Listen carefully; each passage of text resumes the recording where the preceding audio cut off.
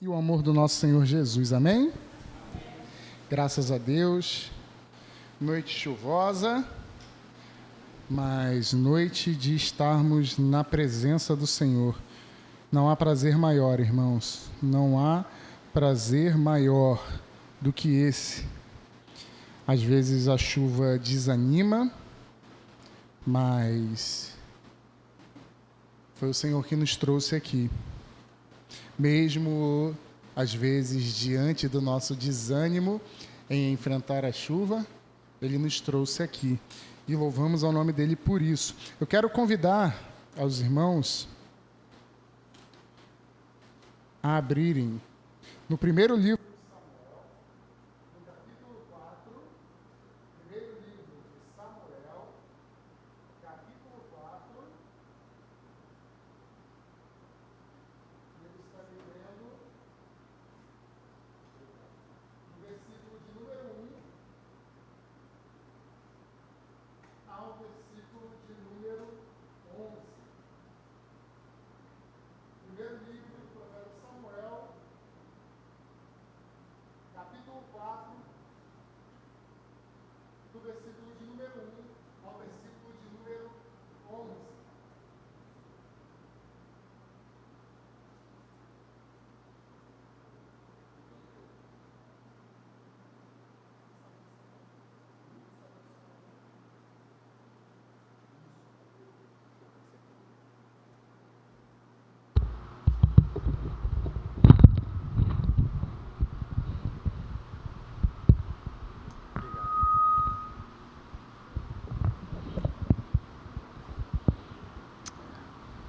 Todos acharam, irmãos? Palavra do Senhor. A palavra de Samuel veio a todo Israel. Ponto. Israel saiu à batalha contra os filisteus e acampou em Ebenezer. E os filisteus acamparam em Afeca. Os filisteus se dispuseram em ordem de batalha para enfrentar Israel.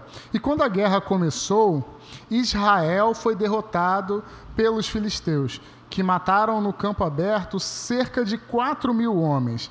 Quando o povo voltou ao arraial, os anciãos de Israel disseram: por que o Senhor nos derrotou hoje diante dos filisteus? Vamos trazer de Siló a arca da aliança do Senhor, para que esteja no meio de nós e nos livre das mãos dos nossos inimigos. Então o povo mandou trazer de Siló a arca do Senhor dos Exércitos, entronizado entre os querubins, e os dois filhos de Eli, Hofni e Finéias, estavam ali com a arca da aliança de Deus. Quando a arca da aliança do Senhor chegou ao arraial, os israelitas gritaram tão alto que o chão tremeu. Os filisteus ouviram a voz do júbilo e disseram: que voz de grande júbilo é esta no arraial dos hebreus? Então souberam que a arca do Senhor havia chegado ao arraial, e os filisteus ficaram com medo e disseram: os deuses vieram ao arraial. E diziam mais: ai de nós, porque nunca antes aconteceu uma coisa dessas. Ai de nós, quem nos livrará das mãos desses deuses poderosos? São os deuses que atacaram os egípcios com todo tipo de pragas no deserto. Sejam fortes, filisteus.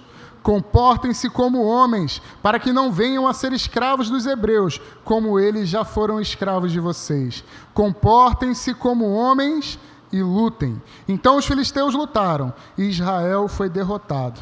E cada um fugiu para a sua tenda. Foi uma grande derrota, pois foram mortos de Israel 30.000 homens. A arca de Deus foi tomada, e os dois filhos de Eli, Hofni e Finéias, foram mortos.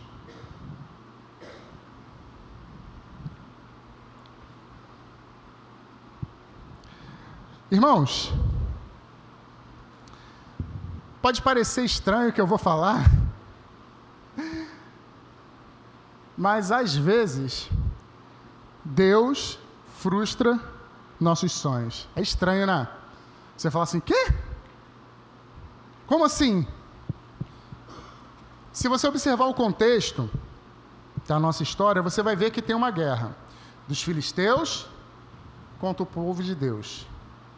E eu penso assim, que ninguém sai numa segunda-feira de manhã, por exemplo, para trabalhar, para ser derrotado nessa guerra. Ninguém acorda logo cedo e entra numa batalha para perder. A não ser que seja um dia excepcional, em que você vislumbre problemas, que você saiba que aquele dia realmente tem tudo para não ser bom. Você sempre levanta com as melhores expectativas e pronto para lutar por seus sonhos e por sua vida. Diz que não é assim. Diz que você não levanta da melhor forma. Mas diz para mim também, qual foi a última vez que você levantou em favor de alguém? Hoje, eu vou levantar não para cumprir a minha vontade,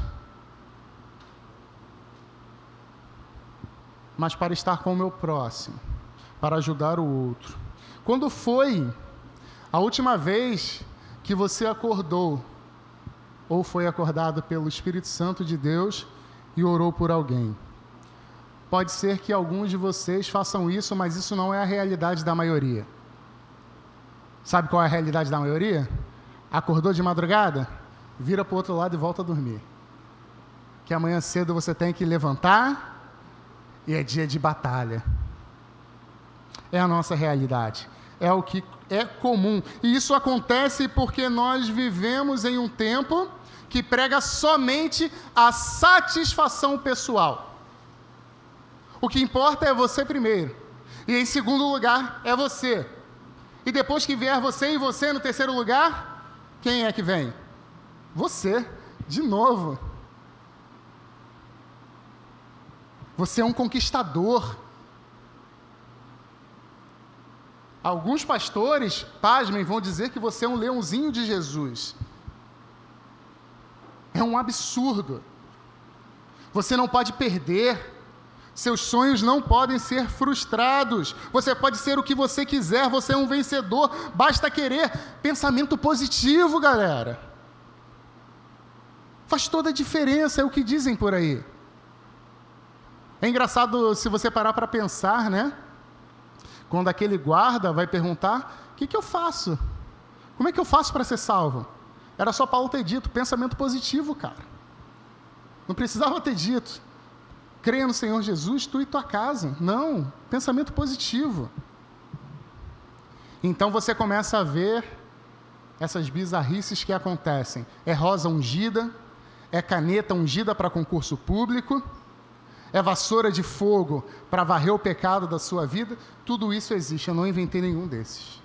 Tudo isso existe. E são essas armas que os nossos irmãos, ou alguns dos nossos irmãos, se equipam para uma guerra. E sabe, se você parar para pensar no texto que nós lemos agora, se trata exatamente disso. Mudam as épocas, mas os erros continuam os mesmos. O povo de Deus continua levantando ídolos para o seu próprio coração. O povo de Deus continua em um erro primário de batalhar por meios carnais e não espirituais. Mas o que esse texto nos mostra? Esse texto nos mostra o cumprimento de uma profecia. É o cumprimento de uma profecia contra a casa de Eli. Isso vocês vão encontrar no primeiro livro de Samuel, no capítulo 2, a partir do versículo 27. Você vai ler que o Senhor promete que desprezaria eles. Mais à frente, já no capítulo 3, o Senhor fala com Samuel que vai cumprir tudo aquilo que ele tinha dito contra a casa de Eli. Os filhos de Eli pecaram. Os filhos de Eli erraram diante do Senhor. E então o Senhor, com mão forte, promete um castigo. E ele promete assim para Samuel, no capítulo 3, versículo 14: portanto, jurei à casa de Eli que a sua iniquidade nunca será expiada, nem com sacrifícios, nem com ofertas de cereais.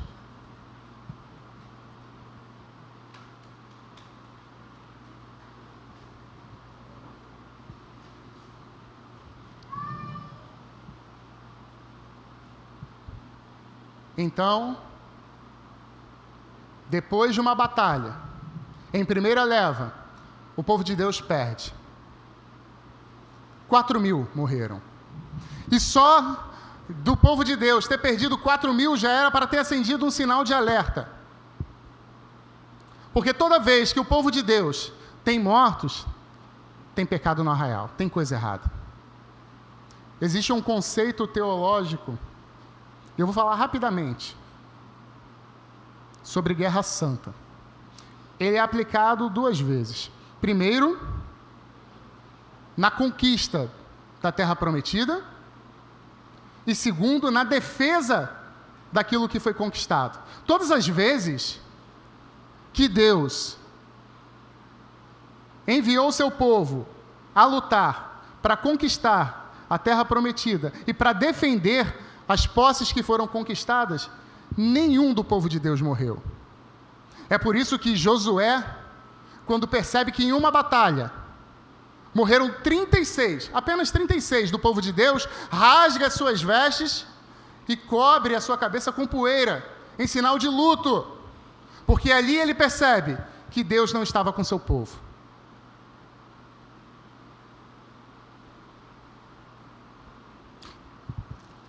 E causa estranheza no povo de Deus e nos anciãos quando eles questionam: por que o Senhor nos derrotou hoje diante dos filisteus?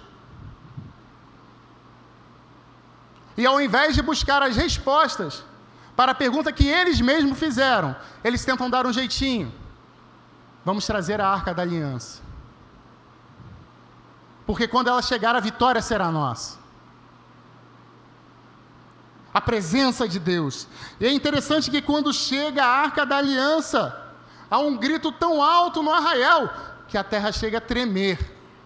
E os filisteus também tremem de medo diante dos gritos de júbilo. Mas depois são encorajados.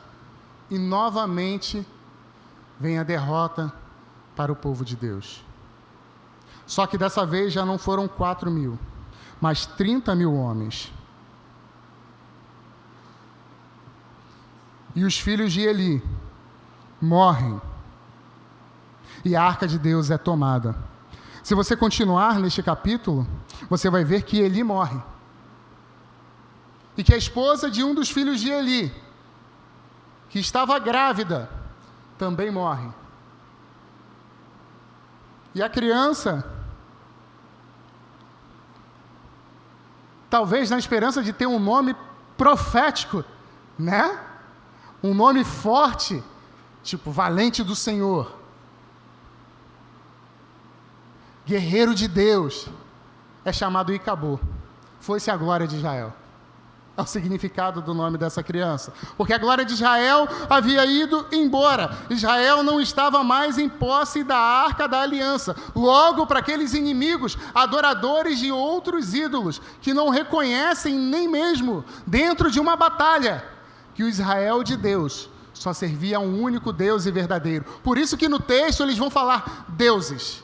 Que deuses são esses? Os deuses que tiraram eles da terra do Egito. Mas era um Deus forte e poderoso, inclusive para disciplinar o seu próprio povo. O povo de Deus foi para a batalha esperando a vitória. Muitas vezes nós também vamos à batalha esperando a vitória. Mas Deus diz não. Sabe por quê? Às vezes Deus frustra os nossos sonhos? Primeiro, Porque nós saímos para guerrear sem Ele. Nós saímos para lutar sem Ele. Reparem, no início do capítulo que nós lemos, a palavra de Samuel veio a todo Israel. Ponto. Ponto. E depois vem a continuação. Israel saiu à batalha contra os filisteus e acampou em Ebenezer. Não há aprovação de Deus para esta saída. Não há aprovação de Deus para esta batalha.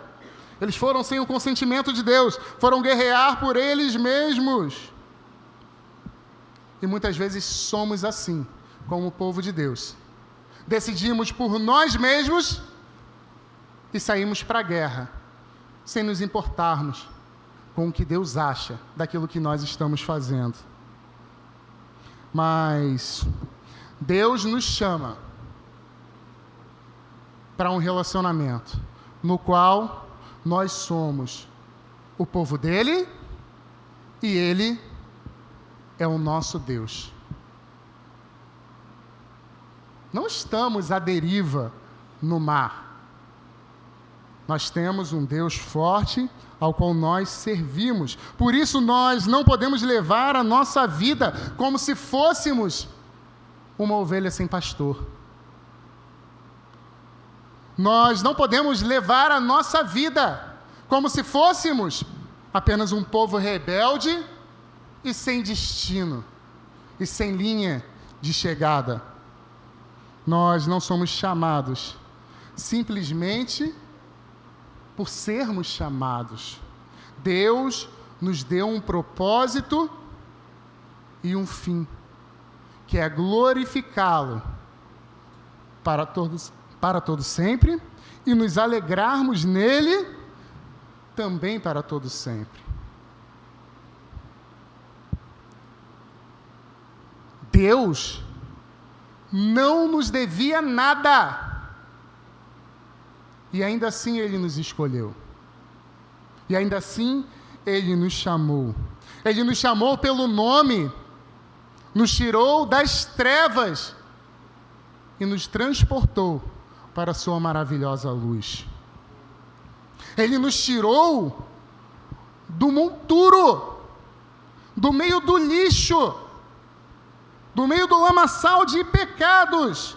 E Ele prova seu amor e provou seu amor para conosco, tendo nos amado quando nós ainda éramos pecadores. Não fomos nós que o escolhemos. Foi Ele quem nos escolheu. E segundo a palavra de Deus, hoje fazemos parte desta família. Somos filhos de Deus. Por isso, também não podemos nos comportar como se não tivéssemos um pai.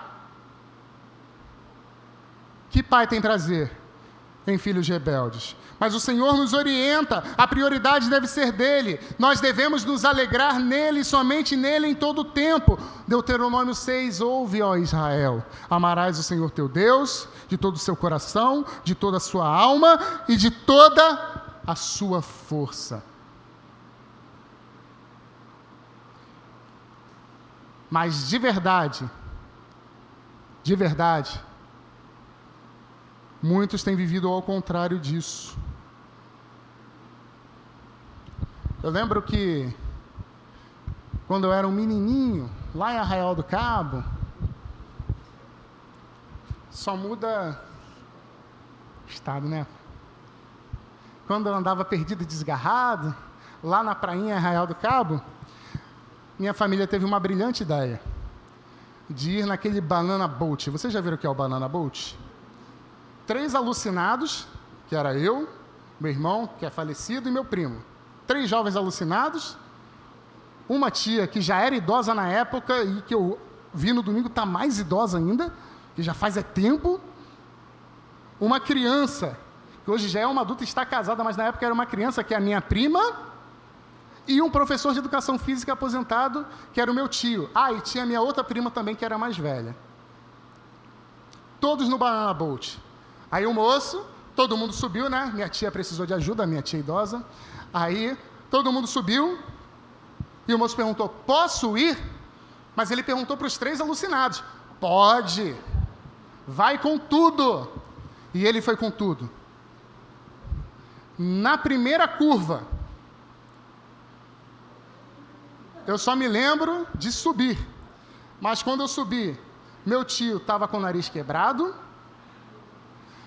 A Nana, que é a minha priminha, que era criança, estava num ataque de pânico. A minha tia idosa estava com taquicardia. E a minha prima mais velha, nós tiramos ela quase debaixo da água porque ela desmaiou com uma joelhada que ela tomou do meu irmão no queixo. E quando nós chegamos no Arraial, que era a praia lá, e para falar para as nossas tias, está tudo bem? Está tudo bem. Tio Tião quebrou o nariz, a Nana está com histeria, a nossa tia idosa está com princípio de infarto, e graças a Deus nós conseguimos salvar a Vanessa do afogamento, porque ela desmaiou. Olha que maravilha. Aí, guardadas as devidas proporções, era só perguntar, por que Deus nos derrotou lá no Banana Boat? É simples. Era só analisar as circunstâncias. Nunca daria certo aquilo. E no outro dia nós tentamos de novo. Mas o moço falou, não vão. Não, filho. Nunca daria certo. 3 jovens, um professor de educação física aposentado, uma criança, uma idosa e mais a minha outra prima. Jamais daria certo. Quando o povo de Deus saiu para batalhar e perdeu para os filisteus, quando eles perguntaram por que Deus nos derrotou, a resposta era simples, era só olhar as circunstâncias. Havia pecado no meio do povo de Deus. O povo de Deus estava afundado em idolatria, servindo a outros deuses, não buscando relacionamento com o Senhor. Mas nós parecemos que às vezes queremos tratar Deus como um garoto de recado, que tem que dar exatamente aquilo que nós estamos pedindo. Parece que não é Ele quem tem o controle da nossa vida. Parece que somos nós que queremos controlar Ele. Mas só que quem planta errado, colhe o quê? Certo? Colhe errado também. E é interessante que assim como o povo de Deus, nesse texto, nem pensa em assumir a culpa. Ué, por que Deus nos derrotou? Nós também fazemos isso. A culpa nunca é nossa. Nós aprontamos. Vivemos longe do Senhor, longe do Senhor, longe do Senhor. Mas a culpa é do inimigo que está furioso, que quer tocar no ungido do Senhor. É assim que nós falamos. Nossa, o inimigo está furioso, está tocando no ungido do Senhor. Mas nós fazemos planos e não colocamos Deus nestes planos. Nós temos projetos que não glorificam ao Deus ao qual nós servimos. Nós temos desejos que não condizem com o que Ele nos revela nas Sagradas Escrituras. Nós temos atitudes que em nada contribuem para o reino de Deus. Então a culpa não é do inimigo que está furioso e quer tocar no ungido. A culpa é nossa, que não analisamos as circunstâncias e fomos para a guerra sem a permissão e principalmente sem a presença do nosso Senhor. Nós, quando consultamos o Senhor, é geralmente depois que deu tudo errado. Como o povo de Deus fez aqui nesse texto que nós lemos. Perderam para depois começar a pensar no que tinha dado errado. Não pode ser assim nas nossas vidas. Deus precisa ser a nossa prioridade em todos os momentos. Nós não queremos levar uma vida de intimidade aqui. E eu torno a repetir o que o pastor tem falado seguidas vezes aqui. Se nós não queremos intimidade com Ele aqui, por que queremos estar no novo céu e na nova terra com Ele? Vai ser chato para quem não quer intimidade com Ele aqui. Nós só vamos porque nós queremos e não porque o Senhor nos mandou. Por isso nós não precisamos perguntar para Ele. Nós preferimos o ser visto do que o serviço verdadeiro ao nosso Senhor. É só o nosso benefício. Eu nunca vi, nós só dizemos Deus é fiel quando Ele nos dá vitórias. Eu nunca vi ninguém dizer Deus é fiel quando bateu o carro. Ou então Deus é fiel quando foi assaltado. Ou Deus é fiel no momento do luto. Ou Deus é fiel quando eu perdi meu emprego. Deus é fiel quando tudo explode dentro de casa. Mas ainda assim Ele é fiel e a sua misericórdia está sobre as nossas vidas. Mas quando nós, com os nossos lábios, só declaramos a fidelidade dEle nas vitórias, estamos dizendo que Ele é infiel quando somos derrotados.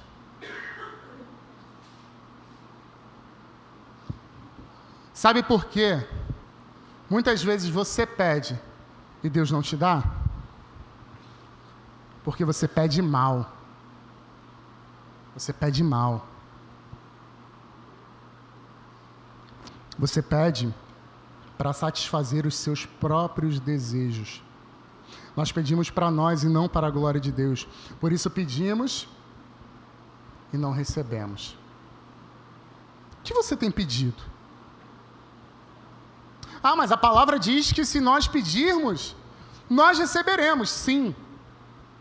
Mas a palavra está falando de alguém que vai pedir segundo a vontade de Deus. Então, quando você estiver neste nível de intimidade, aí sim você vai pedir e vai receber. Porque você vai pedir não segundo a sua vontade, mas segundo a vontade do Pai. Quer parar de se frustrar?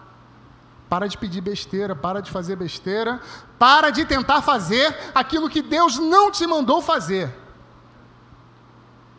Para de ir para guerras que Deus não te enviou. E como eu vou saber isso? Como eu vou saber quando é para ir e quando não é para ir?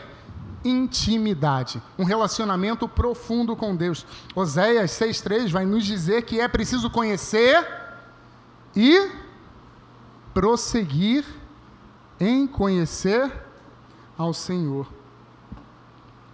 Pare de buscar primeiro o que é seu. E busque em primeiro lugar o reino de Deus e a sua justiça. E todas as demais coisas vos serão acrescentadas. Sabe outro motivo? Porque às vezes você se frustra e Deus frustra os seus sonhos porque você não encontra alegria nele pelos motivos certos. Reparem no texto. Lá no capítulo 4, no versículo de número 5.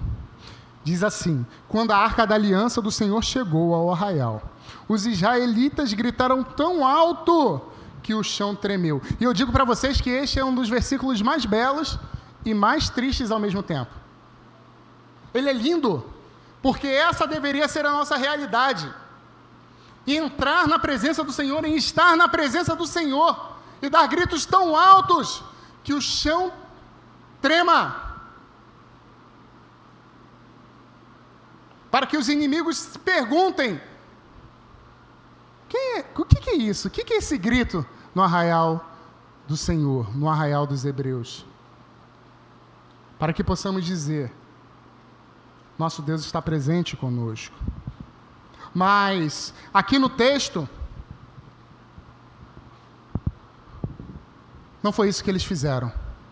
Eles se alegraram com a presença da arca, porque eles tinham a certeza que com a presença da arca viria também a vitória. Eles não se alegraram simplesmente porque era a presença do Senhor, independente do que aconteceria dali para frente. Eles só se alegraram porque precisavam da arca do Senhor para ganhar a batalha. Ou seja, a arca deixou de representar a presença de Deus no meio do seu povo para se tornar um amuleto. Sabe, igual como a Bíblia, que algumas casas ficam abertas no Salmo 23. Igual como o adesivo que você às vezes cola no carro, dizendo que o Senhor é seu pastor e que nada te faltará.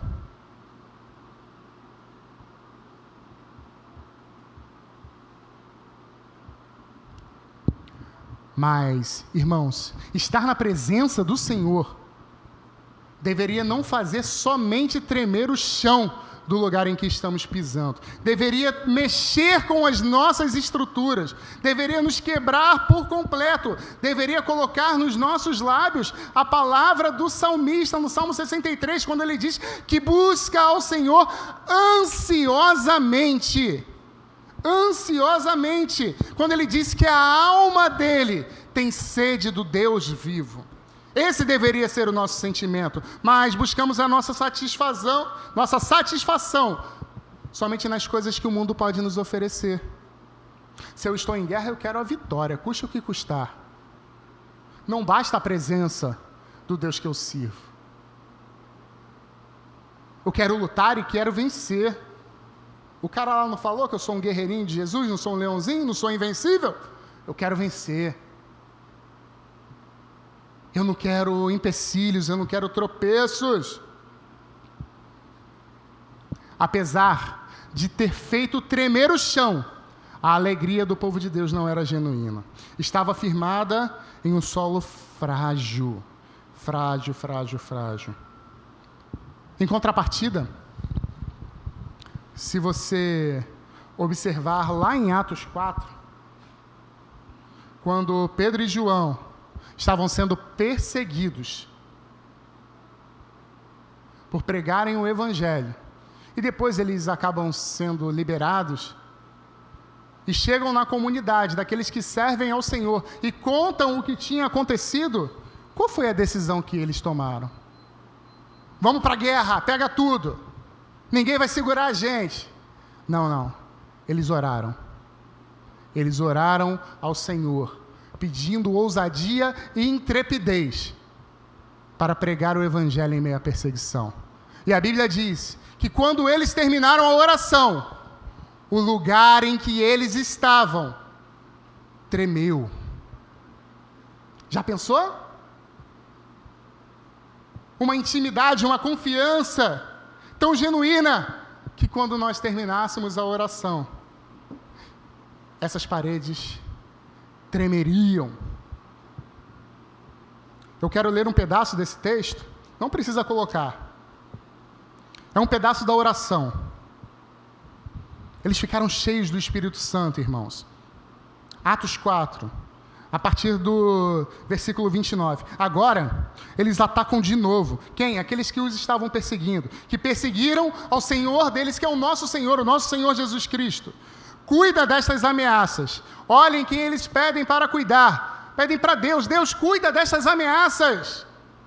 E dá aos teus servos a vitória na guerra? Não. Dá aos teus servos confiança e coragem para pregar a tua mensagem.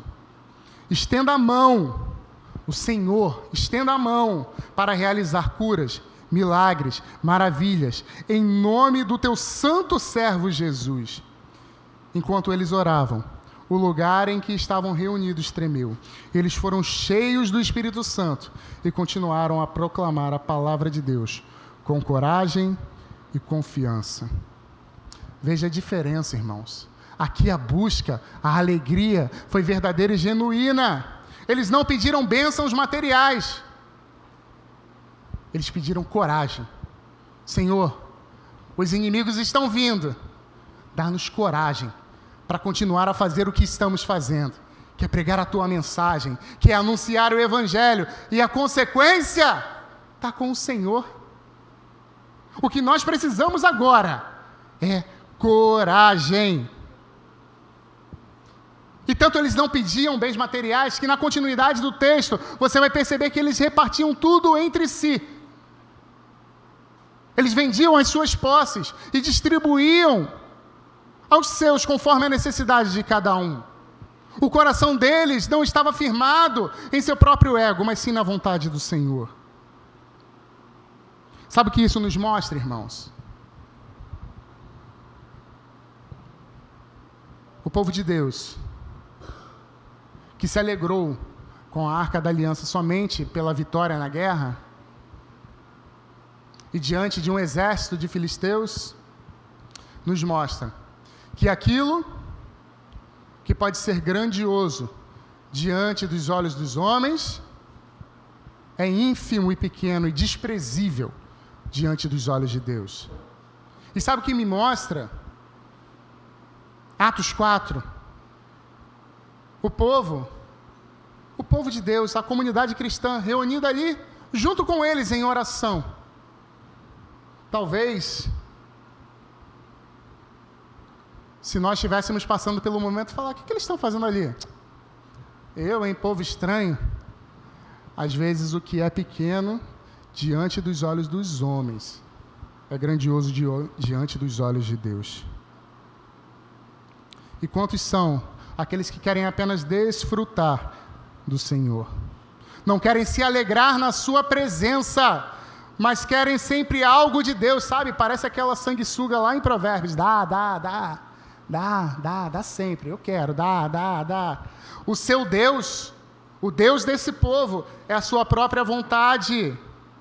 E sabe, novamente eu repito a pergunta, porque Deus frustra muitas vezes os nossos sonhos, porque nós não compreendemos que o não dele e que o sim dele é para a glória única e exclusiva do nome dele e não do nosso.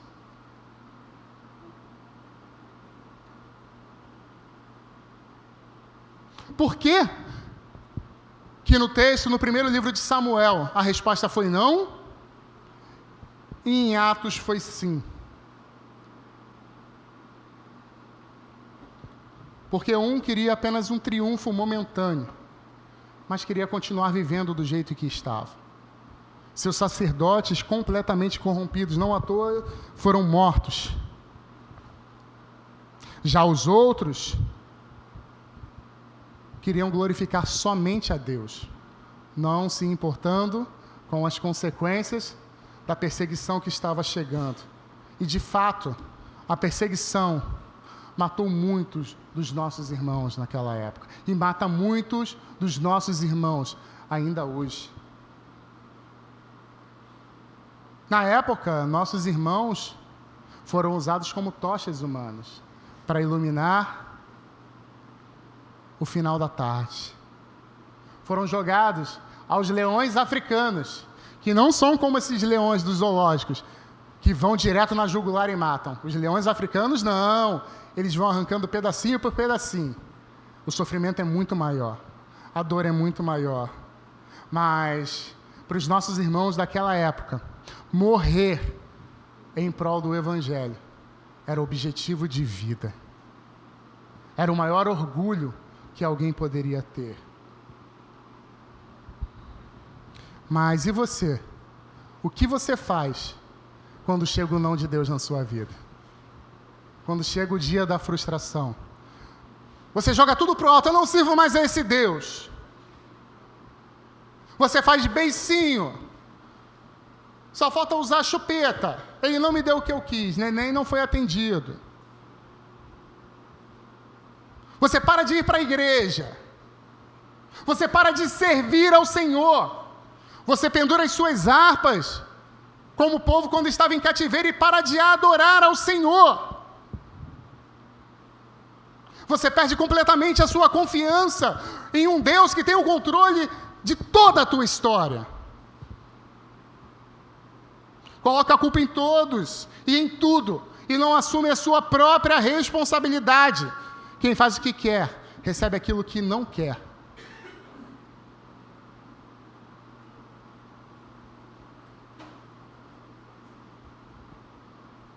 Quer sair e viver como uma ovelha sem pastor? Deus retira a sua mão de sobre a sua vida. E você vai passar pelo vale da aflição, como quem está na casa do Senhor também passa. A diferença está justamente naquilo em que nós nos alegramos, a presença do nosso Deus. É muito melhor passar pelo deserto com o nosso Senhor do que passar pelo deserto sem a presença do nosso Senhor. Você quer ter uma vida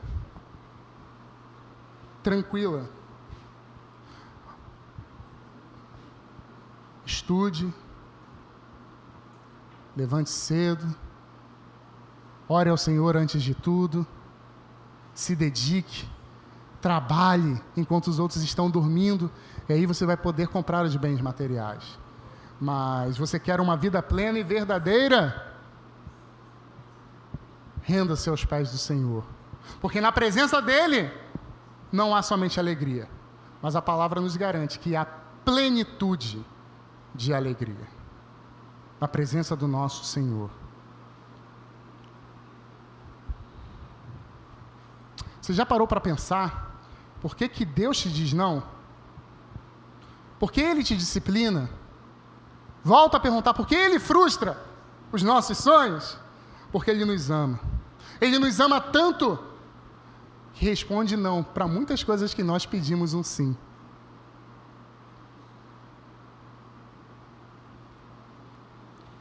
Ele te frustra para que não sejam os seus sonhos, mas exatamente aquilo que Ele sonhou para você que prevaleça.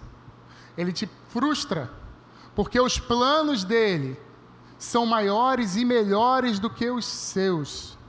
Ele te frustra porque Ele é quem sabe os pensamentos que tem a vosso respeito, os planos que tem a vosso respeito, e são planos de paz e não de mal.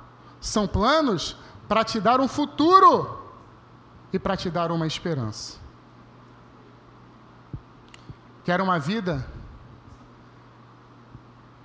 de tranquilidade, sem perseguição, as mesmas perseguições que o seu Senhor passou? Não quer nem ir para a batalha? Também está no lugar errado. Também está no lugar errado. Quer seguir a Cristo? Negue-se a si mesmo. Negue as suas vontades. Negue os seus desejos. Negue aquilo que o teu coração corrupto está dizendo para você. Tome a sua cruz, o seu caminho de morte, e siga Cristo. Porque a nossa vida aqui é para queimar de amor por Ele. É para anunciar as suas verdades, quer seja ou qualquer que seja a situação. Nós vamos passar por aflições, sim. Vamos ouvir muitos nãos, seremos frustrados, mas os planos de Deus prevalecerão. A vontade de Deus prevalecerá. E apesar de muitos nãos que nós recebemos nesta vida, o maior sim que poderemos ter recebido, recebemos na cruz do Calvário.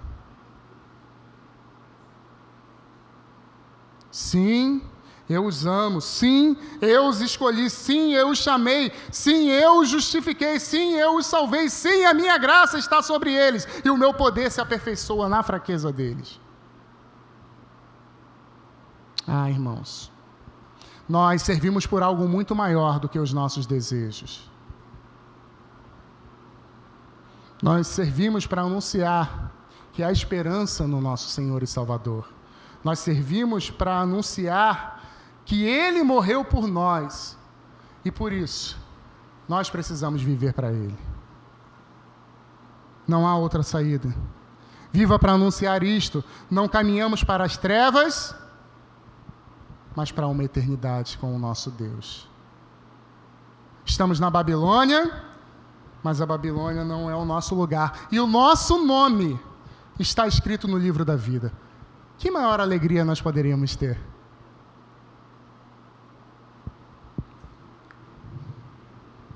Mas o que você pode fazer com tudo isso que nós falamos? Primeiro, analisa a sua vida hoje.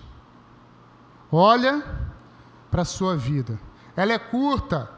Tome decisões sábias debaixo da vontade de Deus. Debaixo de oração. Valorize aquilo que é realmente importante. O não de Deus é como se fosse um arco, sabe? É Deus te puxando para trás para te lançar para frente.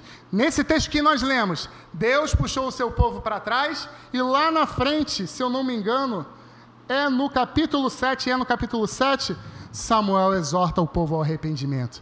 Então, Deus lança o seu povo para frente. O não de Deus é como um arco. Policarpo, um dos pais da igreja, alguns vão dizer que ele era até discípulo de João, não o João Batista, o João. E era mesmo. Ele disse uma frase muito interessante em um dos seus escritos: a vida é passageira, mas a salvação em Cristo é eterna. A vida é passageira, mas a salvação em Cristo é eterna. Valorize aquilo que realmente merece ser valorizado.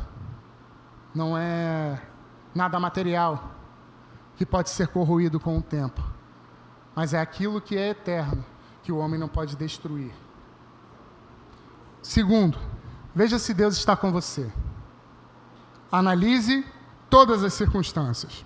Se Ele estiver com você e você estiver fazendo o que Ele te pede, vá em frente, continue. Se não for assim, não saia do lugar. Ao contrário, volte e se arrependa. Em Êxodo, quando Moisés foi chamado, ele disse assim para Deus: quem sou eu para libertar Israel? E Deus poderia ter dito para Moisés: você é fraco, você cresceu ali, você é isso, aquilo. A resposta de Deus para Moisés foi o seguinte: eu estou contigo. Moisés perguntou: quem sou eu para libertar Israel? Deus respondeu: eu estou contigo. Em algumas versões, eu sou contigo. Então, o importante não está em quem você é, mas sim aquele que está com você. Muito maior é o Deus que nós servimos do que qualquer um dos deuses que estão no mundo.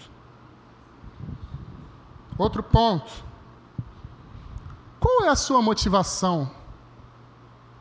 Ou qual tem sido a sua motivação para lutar? Se não for Cristo, não vale a pena. Você precisa se fazer algumas perguntas. Olhe para a sua vida novamente. Existe algo que você ama mais que a Cristo? Existe algo que você queira mais que a Cristo? Existe alguém que você queira servir mais do que a Cristo?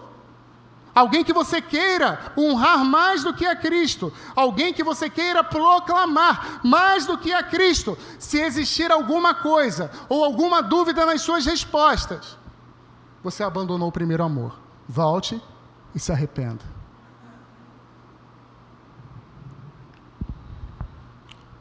Se na caminhada você fizer escolhas erradas, mais uma vez digo, confesse os seus pecados. Se arrependa dos seus erros, mas se arrependa verdadeiramente e volte para Deus. Não há pecado tão grande que o sangue de Cristo não possa cobrir. Se você está carregando um fardo de culpa, se esvazie completamente deste fardo de culpa. Se você tem raiva daqueles que estão te perseguindo, se esvazie desta raiva e desta amargura. E aí, Deus vai preencher o seu coração com aquilo que realmente importa.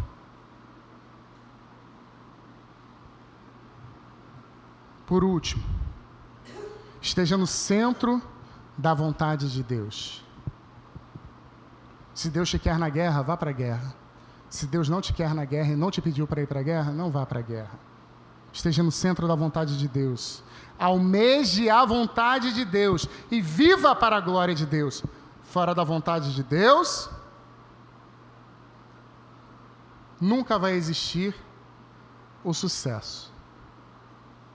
E dentro da vontade de Deus, jamais vai existir o fracasso.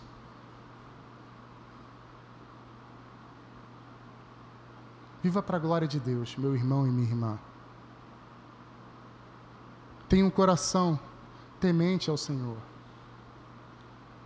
Lute com as armas espirituais. Se você tiver dúvida sobre como está a sua vida, olhe para a palavra de Deus.